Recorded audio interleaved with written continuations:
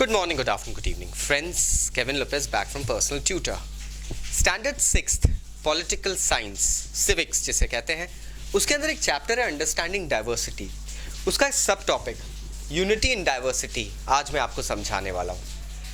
अगर हम इंडियन सब कॉन्टिनेंट के कंटेक्स्ट में इस टर्म को लेके चलें, यूनिटी इन डाइवर्सिटी, तो ये बहुत वास्ट होगा. पहले मैं आपको डाइवर्सिटी का मीनिंग समझा चुका हूँ. अब इंडियन कंटेक्स्ट में हम देखते हैं डाइवर्सिटी कैसे अप्लाई होती है. हमारा भारत एक बहुत बड़ा देश है दोस्तों. यहाँ हर जाति, हर रिलीजन, हर कल्चर, हर कास्ट और कह सकते हैं हर बिलीफ वाले लोग रहते हैं.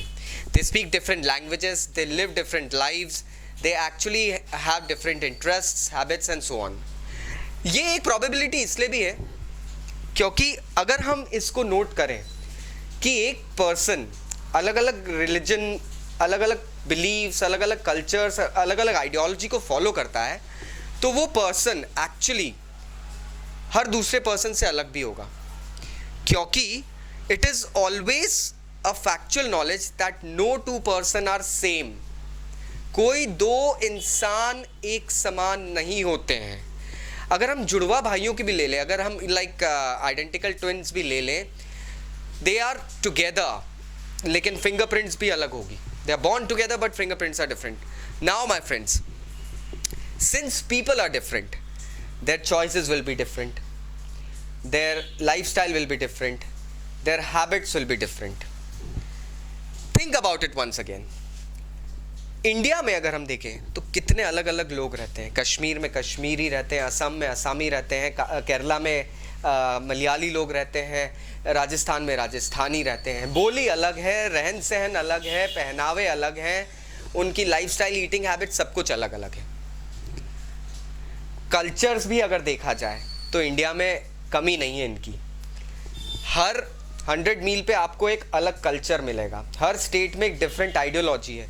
किसी स्टेट में खमन ढोकले फेमस है तो किसी स्टेट में आपको पोहे जलेबी मिलेंगे. कहीं पे आपको मक्के की रोटी सरसों का साग मिलेगा तो कहीं पे आपको जलेबी और मलाई मिलेगी. कहीं पे आपको केले के पत्तों पे खाना खाने के लिए मिलेगा तो कहीं पे आपको बेसिकली लाइक कश्मीरी पुलाव मिल जाएगा. Now friends, these all things are really really different. Still India में सब लोग साथ में रहते हैं. एक मेल जोल बना के people live together. So that is the unity.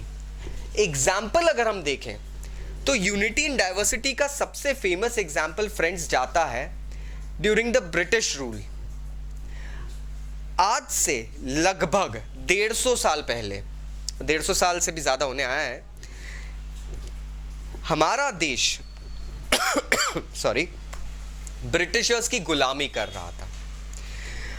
उस वक्त almost every section of Indian society had come up with a voice of togetherness.